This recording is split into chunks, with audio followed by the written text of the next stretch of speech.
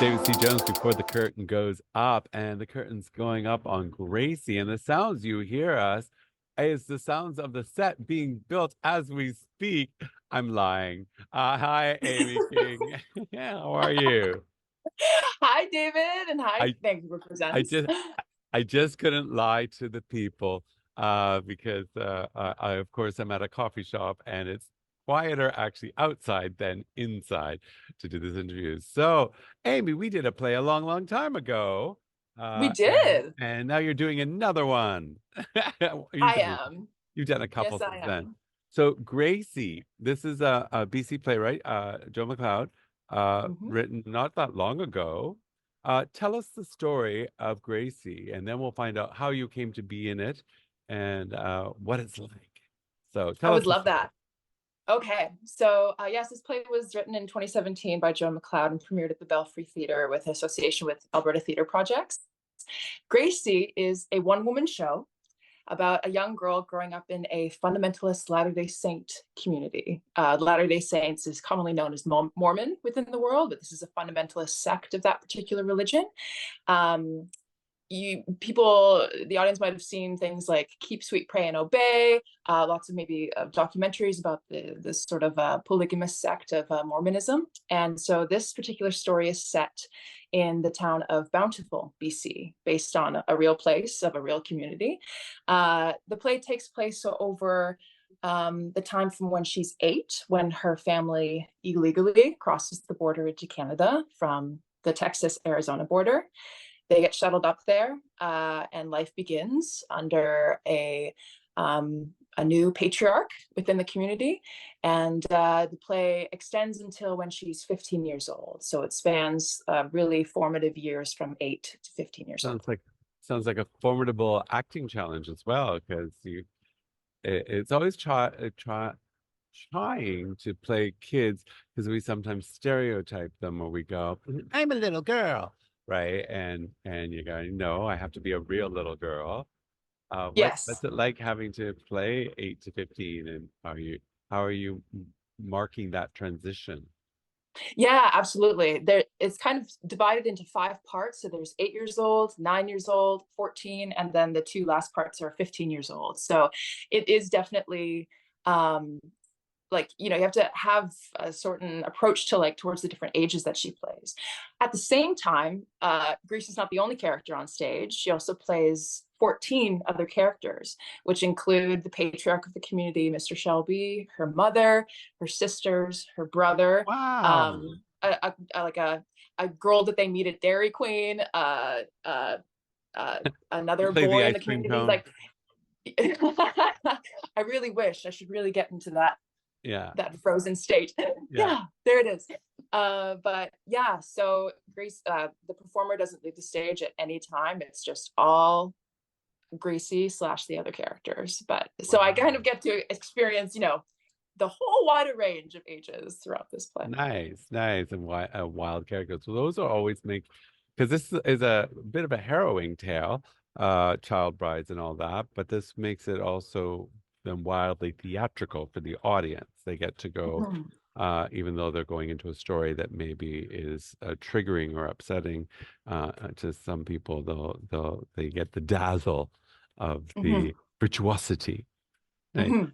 How did you come to be in this play? Did you find the script and then seek out a director, or did the director have the script and say, "Hey, I need an actor," or how did this come to be? Yeah, so I first read this play when it premiered. I didn't get to see the original production, but my background is actually I was born into the mainstream Church of Jesus Christ of Latter-day Saints, and I left the church when I was 20 years old. And so reading this play just out of theater school, I just thought I had never seen a play like Joan is just so good, and the lens that she tells this story through, it is just such a compassionate understanding of how people in this community actually live. And while I didn't grow up in the fundamentalist sect of Mormonism, I was just blown away by how much research she did into it, and I just felt seen and the truth of that. So it's been on my bucket list of shows to be in / produce for about 6-7 years now. And so I was like, you know what, 2024 is the time. We got to do it. So I very luckily got Jessica and Nelson of Excavation Theatre to be a director for me. And so we're putting this on at the Cult from February 22nd to 25th. It's been a really interesting and also like it's a story that's quite close to my heart just because of the subject matter of the material.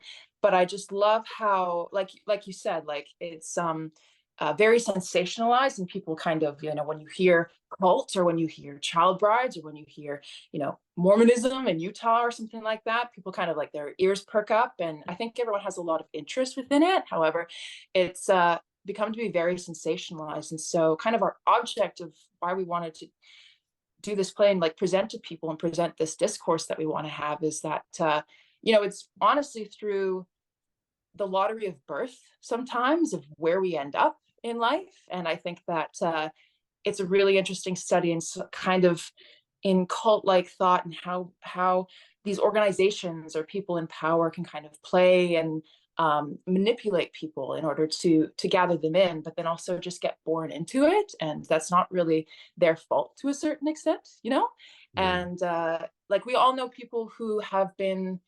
been taken advantage of in a certain way, like multi-level marketing schemes, or like the scamming of like our elderly in Canada and the United States.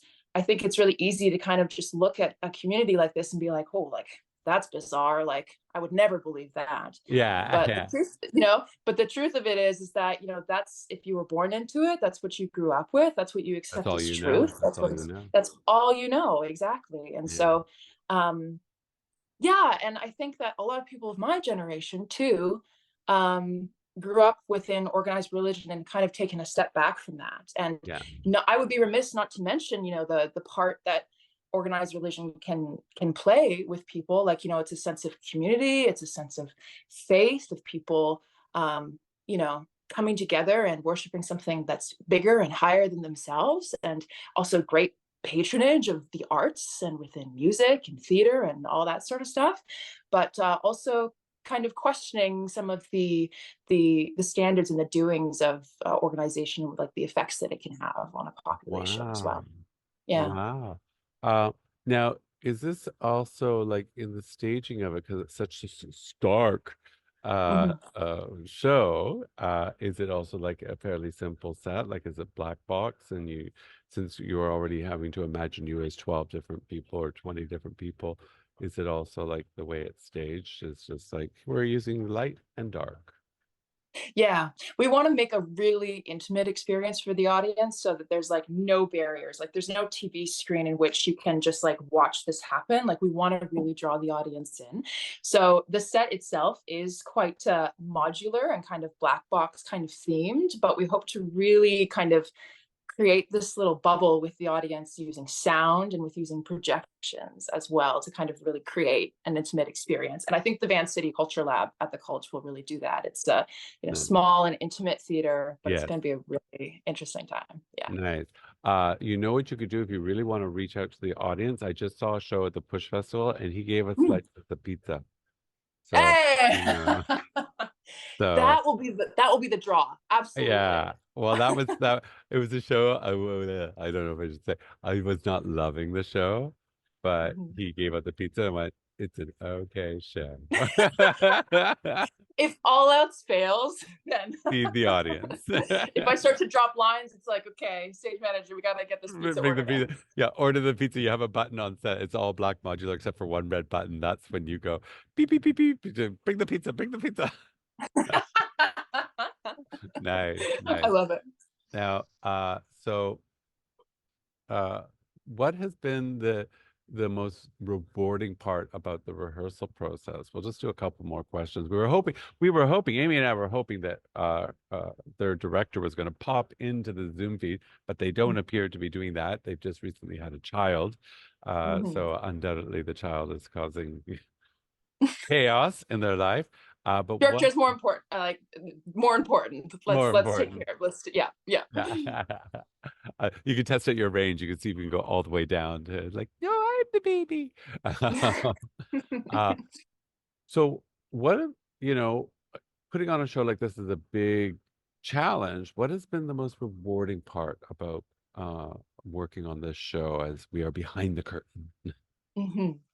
I think that the most rewarding part has been I kind of approached the entire play and like just like the first initial steps of it was kind of, you know, waving the flag of just like, look at this, look how bad this is. And while there is definitely still an element of that, there's also an element I feel of like being very protective of this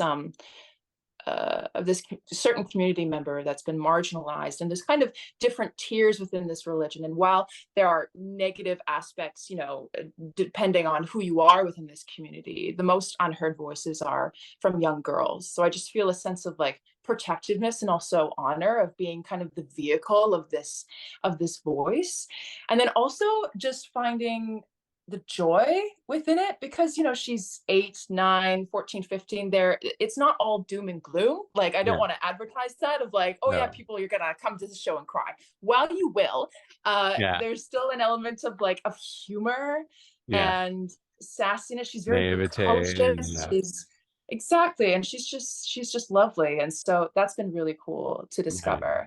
As well as you mentioned that the director just had a baby, and so baby's in rehearsal with us. And so that has been so incredibly special to be, you know, a part of this kind of, you know, nurturing atmosphere within it. Nice. And yeah, it's also just so thematic of like what the story is about and how, you know, we're kind of you know, in bringing new people into this world and like and raising them, and you know, it's just Yeah, I'm very proud that like a lot of our team is female presenting and LGBTQ, and it's like it's nice. kind of these voices are being heard, and it's just that's just so incredibly rewarding to me as a producer and as the performer. Lovely, lovely. Well, I hope the show is a monster hit. You're an amazing actor, so that's a good sign. Thank It's already you. a check mark in the possibility stage. So this is your last, that'll be a last question. I'm going to count you in, and you're going to look right to the camera and tell these people, the Vancouver Presents subscribers should come see this show. If they only have so much money, they can't go see everything.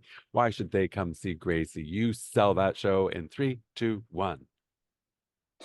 Vancouver Presents subscribers, this is Amy King speaking. I would love for you to come see our production of Gracie, running February 22nd to 25th at the Culture's Vancity Culture Lab. I feel like you need to come see this show. It's funny, it's heartwarming, it's also heartbreaking. We approach it with just such an intimate quality that it's just something that you're not going to want to miss, as well as like I feel like it'll inspire so much discourse and discussion around the subject matter. So don't miss out. 4 shows only. I'd love to see you there. Nice, good job. Well, Amy King, how delightful to see you. I miss seeing you every day. So it's wonderful to see you today.